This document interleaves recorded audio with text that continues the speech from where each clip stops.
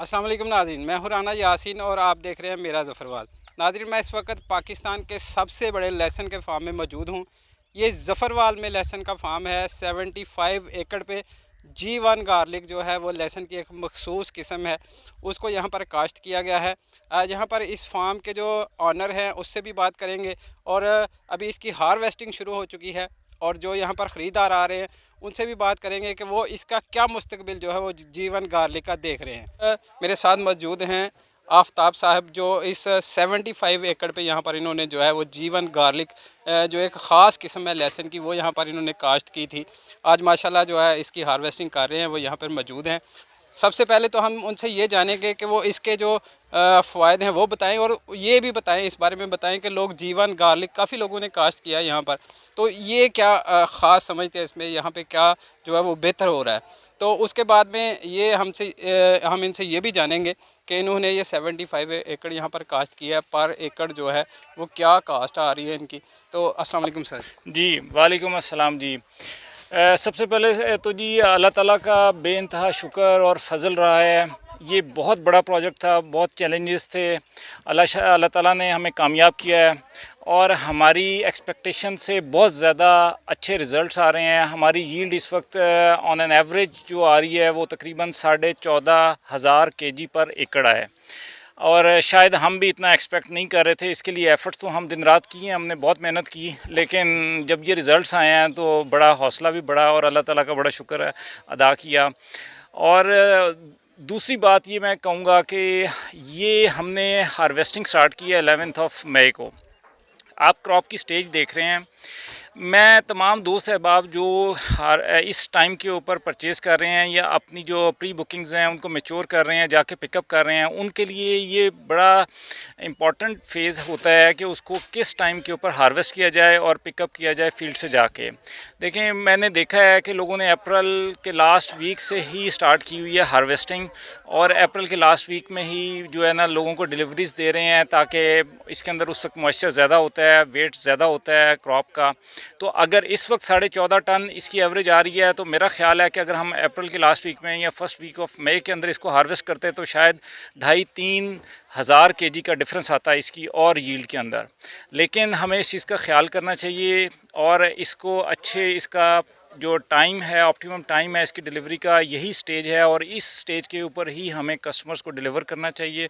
इसका हमें ख्याल करना चाहिए। नहीं सर, आप ये समझ रहे हैं कि अभी जितने भी लोग मतलब आपसे अभी ब्रिगेडियर साहब यहाँ पर आए हुए थे, वो कह रहे हैं कि हम 3 एकड़ वहाँ पे काश्त कर रहे हैं वो, तो आप क्या समझ रहे हैं कि आप जितने लोगों को भी ये दे रहे हैं उसके साथ आप क्या फैसिलिटीज़ उनको दे रहे हैं कि उनको गाइड कर रहे हैं किस तरह से, ये बताइए। देखें, हमारा सबसे बड़ा जो फोकस है इस साल का वो ये है कि अपने साथ सक्सेस स्टोरीज़ इस्टेब्लिश करना। हमारा पर्पज़ ये नहीं है कि सीड बेचें और आराम से सुकून करें। हम जितने भी लोग हमारे साथ अटैच हो रहे हैं इनको प्रॉपर गाइडलाइन, इनको प्रॉपर फर्टिलाइज़र प्लान, इसकी डिजीज़ के बारे में, इसकी फील्ड मैनेजमेंट, डिजीज़ मैनेजमेंट और इसके बेहतर रिज़ल्ट आएँ, ताकि जितने लोग आज हमारे से सीड लेके जा रहे हैं कल अगले साल उनकी भी इतनी ही यील्ड आए और अच्छी फसल हो। हमारा इस साल का ये एम है और अल्लाह ताला हमें कामयाब करे इसमें, इसके लिए। अच्छा सर, आप ये बता दें कि सबसे छोटा किसान कम से कम आपसे वो कितनी काश्त के लिए जो है वो ले सकता है गार्लिक? देखें, हमारे पास लोग आ रहे हैं 150 kg 200 kg के लिए। लोकल कम्युनिटी जो है वो इतना ही लेती है, तो जितना भी कोई चाहे हम उसको दे देते हैं उसमें। वैसे जो बड़ी काश्तकार है आप उनके साथ मुकम्मल फैसिलिटी उनको दे रहे हैं? जी बिल्कुल, उनको भी हम प्रॉपर गाइडलाइन कर रहे हैं। वैसे हमारी डेली जो हमने इस टाइम एवरेज डेवलप की है वो तकरीबन 50,000 kg डेली बेसिस के ऊपर हम डिलीवर कर रहे हैं और उसके साथ छोटे छोटे लोग आ जाते हैं हार्वेस्टिंग के टाइम पे, उनको भी हम साथ साथ डिलीवर कर रहे हैं और गाइड भी कर रहे हैं। सर, आप समझ रहे हैं कि 14 टन जो है या 14.5 टन पर एकड़ जो है आपकी कास्ट हुई है, तो इसमें आप क्या समझते हैं कि कितना फ़ायदा, जो कितना पैसे कितने फ़ायदा समझते हैं आप इसमें? देखें, पैसों में तो इसको कैलकुलेट हार्वेस्टिंग के बाद करेंगे, लेकिन मैं समझता हूँ इस टाइम के ऊपर टाइम में जिसमें पाकिस्तान में हर चीज़ क्या कहा जाए कि बहुत बुरे हाल में है, हमारी इकॉनमी बहुत बुरे हालात में है, इन्फ्लेशन बहुत ज़्यादा है, इसमें मैं समझता हूँ कि ये बहुत बड़ी ब्लेसिंग है और इससे ज़्यादा प्रॉफिटेबल शायद इस टाइम के अंदर कोई और बिज़नेस ना हो। रिटायर्ड ब्रिगेडियर शफीकुर रहमान साहब हमारे साथ हैं। वो यहाँ पे आए हैं, जो आफ्ताब साहब ने यहाँ पर एस्क्रो के नाम से जो है फार्म तकरीबन 75 एकड़ जो है G1 गार्लिक जो है यहाँ पे काश्त किया था। तो ये अब जो है वो काश्त करने जा रहे हैं। इनका कहना है कि वो 3 एकड़ के करीब जो है वो काश्त करने जा रहे हैं। इनसे जानते हैं कैसे ये ख्याल आया कि वो ये काश्त करें और इसका वो क्या मुस्तकबिल देख रहे हैं। जी सर बताइएगा। जी बिस्मिल्लाहिर्रहमानिर्रहीम। थैंक यू वेरी मच जी। असल में मैं अभी रिसेंटली रिटायर हुआ था, तो मेरा बेसिकली मैं ख़ुद भी चूँकि अपने गांव में काश्तकारी तो हम करते रहते थे, तो इसके बारे में जीवन गार्लिक के बारे में हमने काफ़ी सुना, मैंने रिसर्च की। तो फिर हमारे ख्याल में इसको ही, क्योंकि इसकी पर एकड़ यील्ड बहुत अच्छी है, इसका रिटर्न बहुत अच्छा है, तो हमने सोचा कि इसको हम भी एक्सपेरिमेंट करते हैं। उसके लिए फिर हमने तकरीबन आधा पंजाब तो नहीं कह सकते, बट ऑलमोस्ट 20-25% पंजाब के मुख्तलिफ फार्म्स को विज़िट किया। उसमें से ये एस्क्रो भी था, बेसिकली ग्रोटेक इसके पीछे थे, वो हमारे मुदस्सर बंगाली साहब, उन्होंने हमें इंट्रोड्यूस कराया था। तो फिर हम इधर भी आए, हमने और भी काफ़ी सारी जगह हैं, सरगोदा भी गए, हम मानकेरा भी गए, वहाँ पे भी गए। तो अल्टीमेटली हमने इस नतीजे पे पहुँचे कि पहले तो हमने ये फैसला करना था कि यार हमने ये लगाना या नहीं लगाना। तो हमने कहा कि चूँकि ये तमाम फसलों में सबसे अच्छी यील्ड इसी की है, पर एकड़ यील्ड रिटर्न बहुत अच्छा है, तो इसी को लगाना चाहिए और इसका फ्यूचर बहुत अच्छा है पाकिस्तान के अंदर। पाकिस्तान वैसे भी इस वक्त 2 लाख एकड़ की रिक्वायरमेंट है हमारी, और हम इस वक्त 6000 एकड़ पे लगा रहे हैं। 1,94,000 की डेफिशिएंसी है, 80% हम इंपोर्ट कर रहे हैं चाइना से। तो क्यों ना हम ऐसी एक एग्रीकल्चर मुल्क है, हमारी चीज़ इंपोर्ट करते हैं, हम इतना अपना जो है ना इसको ग्रो करें। तो फिर हमने कहा जी हम भी इस पर एक्सपेरिमेंट करते हैं। तो हमने कुछ फार्म जो है रेंट पे लिए हैं उधर सियाला में, इस्लामाबाद के अंदर। तो हमने फिर ये था कि अब लें कहाँ से, तो हमने सबको विज़िट किया। तो अल्टीमेटली ये ग्रोटेक ने हमें इधर इंट्रोड्यूस कराया, और यहाँ पे जब हम आए तो हमें 2 चीज़ें इनकी बहुत अच्छी लगी। एक तो इनका रेट बहुत अच्छा था, और दूसरा ये था कि इनका जो क्वालिटी ऑफ बल्ब जो था वो बहुत अच्छा था, यानी कि इनकी क्वालिटी जो थी इसकी सीड की बहुत अच्छी थी। तो हालांकि हमें दूर पड़ता था, नारोवाल आपको पता है इस्लामाबाद से हमें 6 घंटे तो यहाँ आने में लगे, लेकिन ये बहुत अच्छा था और हमने फिर ये फ़ैसला किया हम यहाँ से ही लेना है। इनका कॉपरेशन बहुत अच्छी थी, सीड बहुत अच्छा था, और सबसे बड़ी बात यह है कि इन्होंने हमें कहा है कि हम आपको ज़मीन तैयार करने के लिए और उसके बाद फिर बाद में उसको कल्टीवेट करना, फिर उसके बाद हार्वेस्टिंग तक जो है ना हम आपको सपोर्ट करेंगे, हमारे जितने एक्सपर्ट हैं वो आपके साथ होंगे। तो आई थिंक मेरे ख्याल में इस वक्त तमाम जो नए फार्मर हैं, जो नए लोग हैं, उनको इस तरफ आना चाहिए। इससे उनको इंडिविजुअली भी बहुत ज़्यादा फ़ायदा होगा और मुल्क का भी बहुत ज़्यादा फ़ायदा होगा इंशाल्लाह। सर आप क्या समझ रहे हैं कि पर एकड़ जो इसकी अभी आप काश्त करेंगे, तो आपने इनसे भी जो जहाँ से आप ख़रीद रहे हैं कोई आइडिया लगाया होगा कि पर एकड़ अगर किसान इसको लगाता है, छोटा किसान जो है, तो वो कितना फ़ायदा ले सकता है इससे? अच्छा, ये पहली बात तो यह है कि 1:8 पे चल रहा है, यानी कि अगर आप 1 एकड़ लगाते हैं या 1 कनाल लगाते हैं तो 8 कनाल का तैयार होगा आगे आपका बीज। 1 एकड़ अगर आप लगा रहे हैं, यानी हम 3 एकड़ लगा रहे हैं, तो 8 × 24 एकड़ का बीज कमोपेश, मतलब ये डिपेंड करता है कि आप ज़मीन कैसी तैयार करते हैं।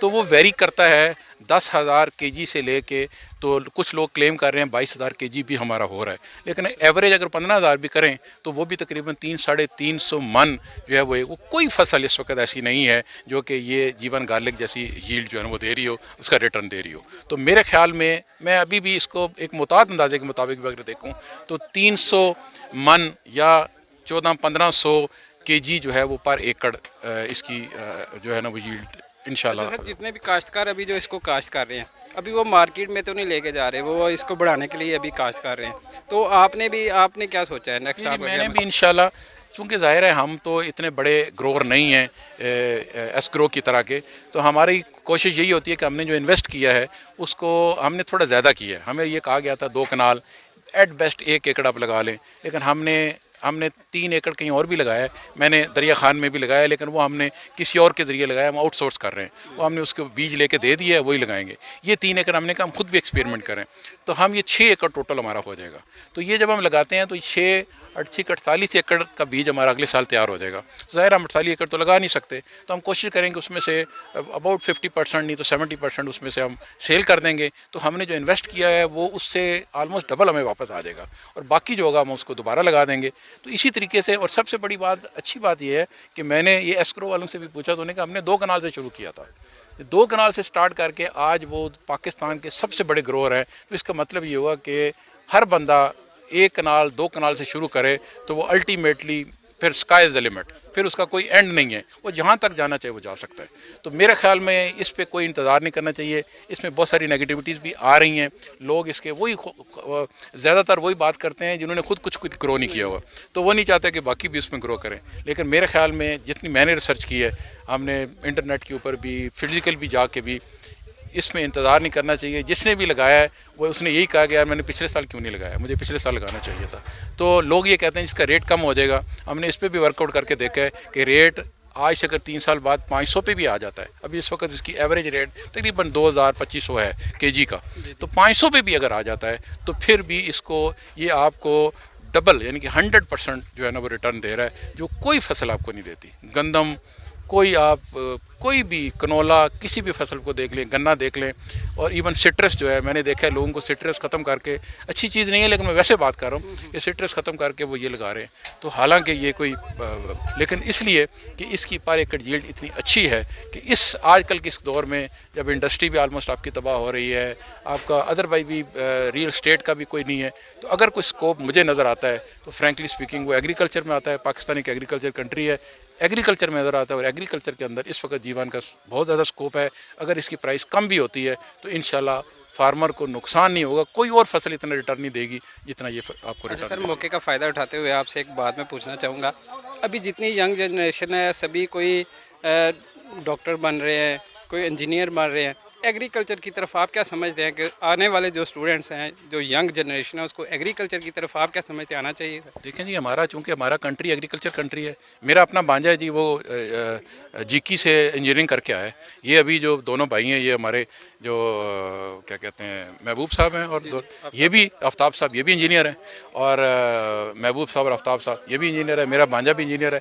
तो वो भी सारे बच्चे अभी इस तरफ आ रहे हैं। ये भी basically in a form of agriculture mix engineering जब वो करेंगे तो पाकिस्तान को अल्टीमेटली यकीनन बहुत ज़्यादा फ़ायदा होगा। मैं ये नहीं कहता कि इंजीनियरिंग के काम नहीं करने चाहिए, मेडिकल में नहीं जाना चाहिए, वो भी करना चाहिए, बट पढ़ा लिखा लोग, असल में हमारा प्रॉब्लम ये है, हमारी एग्रीकल्चर तबाह इसलिए हुई है कि हम पुरानी टेक्निक्स के ऊपर चल रहे हैं। अब अगर हमने तरक्की करनी है तो हमने नई टेक्निक के ऊपर चलना है।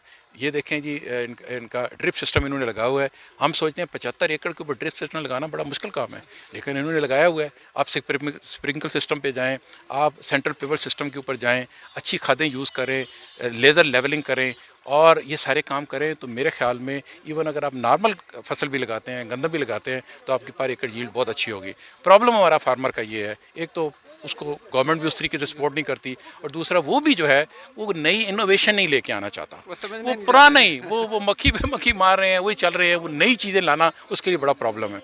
तो ये मेरे ख्याल में पढ़े लिखे लोग जब आएंगे, डॉक्टर्स भी हैं या इंजीनियर्स भी हैं, या जो एक हमारे दोस्त मिले अमेरिका से पढ़ के आए हुए थे और वाकई वो ये काम कर रहे हैं, तो पढ़े लिखे जब आप कर आएंगे तो मेरा ख्याल है पाकिस्तान तरक्की करेगा, पाकिस्तान की एग्रीकल्चर तरक्की करेगी।